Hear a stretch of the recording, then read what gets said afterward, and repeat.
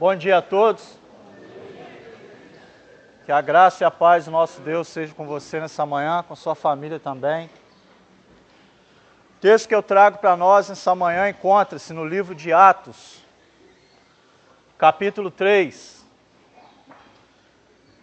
A palavra de Deus nos diz assim: Pedro e João subiam juntos ao templo à hora da oração, que era a hora nona. E era trazido um varão que desde o ventre de sua mãe era coxo, o qual todos os dias punham à porta do templo, o templo chamado de Formosa, para pedir esmola aos que entravam. Ele, vendo a Pedro e a João, que iam entrando no templo, pediu que lhes dessem esmola. E Pedro, com João, fitando os olhos nele, disse: olha para nós. E olhou para eles, esperando receber alguma coisa. E disse Pedro: não tenho prata, não tenho ouro, mas o que tenho eu te dou. Nazareno, em nome de Jesus Cristo, o Nazareno, levanta-te e anda. E tomando pela mão direita o levantou, e logo os seus pés e tornozelos se firmaram. Palavra do Senhor. Essa passagem de Atos, esse primeiro milagre, feito pelos apóstolos logo após a partida do Senhor, a ascensão aos céus, acontece logo após o primeiro discurso feito por Pedro no templo, onde, segundo a palavra, quase 3.000 almas se converteram. E o interessante desse texto, dessa passagem que eu acabei de ler, é que aqui acontece uma cura, mas não apenas uma cura física, mas aqui acontece uma cura social. Aqui acontece, uma cura psicológica. Por quê? Eu já falei aqui em outros momentos que naquela época a pessoa que nascia cega, surda, muda, com algum defeito físico no corpo, fosse ele qual fosse, essa pessoa era considerada impura. Essa pessoa era considerada pecadora.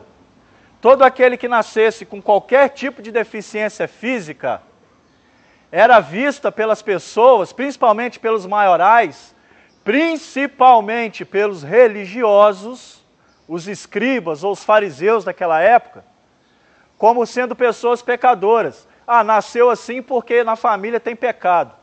Está sendo punido por Deus. Então essas pessoas eram jogadas à margem da sociedade.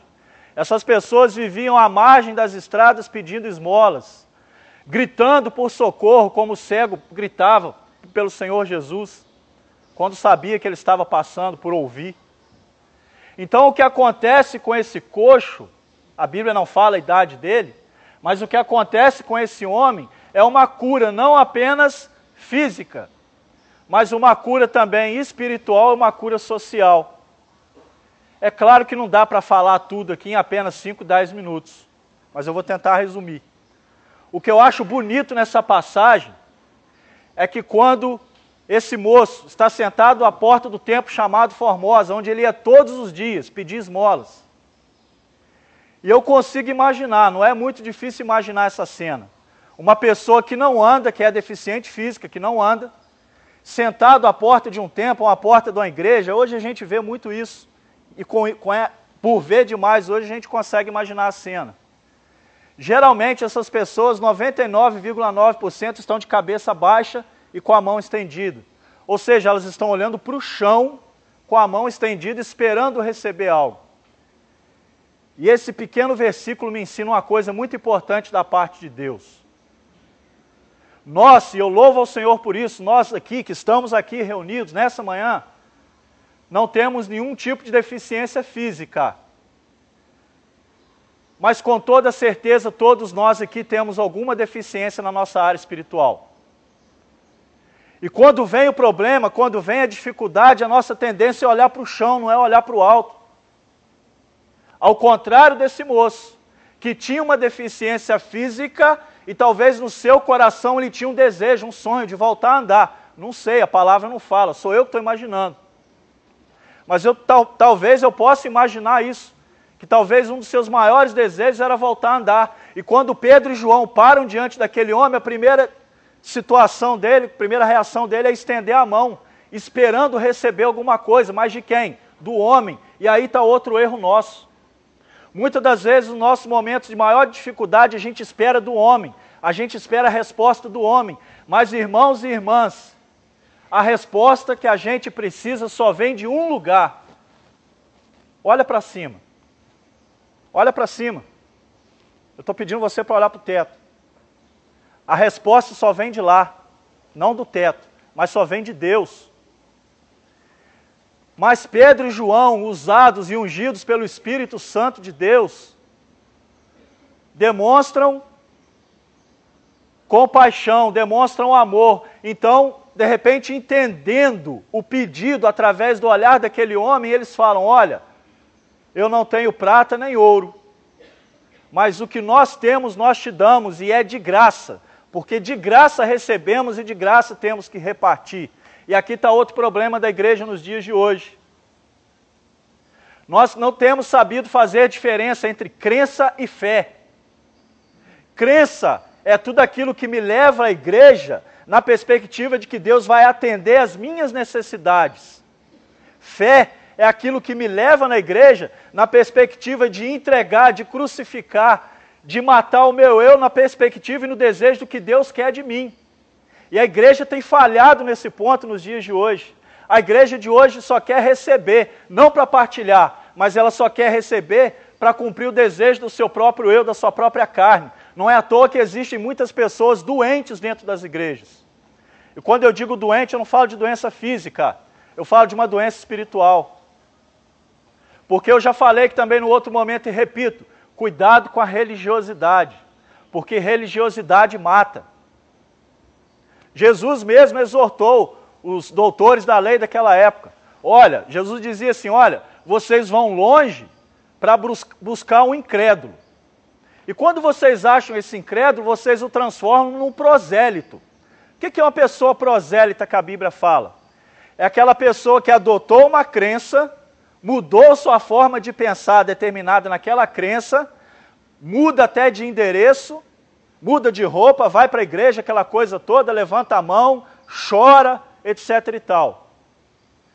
Mas no seu interior não houve uma verdadeira convicção da mudança. Ele acha que mudou, mas não. Aquilo que ele vai buscar na igreja é para suprir a sua própria necessidade.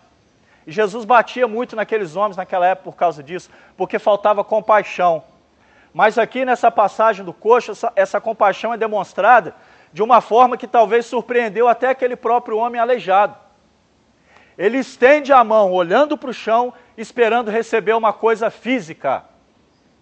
Mas ele levanta os olhos para enxergar a cura espiritual que ele recebe. E na sequência do texto diz que ele entra pulando, louvando pelo templo. E depois a multidão chega até Pedro, até João, enfim. A história é grande, depois você pode ler o texto de Atos para você entender melhor. Capítulo 3.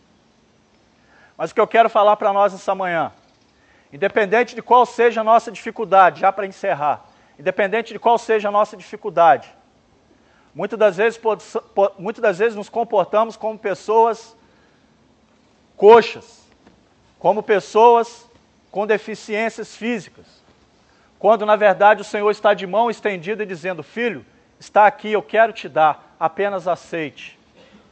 E aquele que faz esse pedido é Jesus, porque a palavra diz que somente Ele é o caminho, somente Ele é a verdade, somente Ele é a vida, e que ninguém irá ao Pai a não ser por Ele. E quando até um coxo encontra essa pessoa, encontra esse caminho, ele é capaz de andar em direção ao Senhor. Amém? Que Deus te abençoe no nome de Jesus.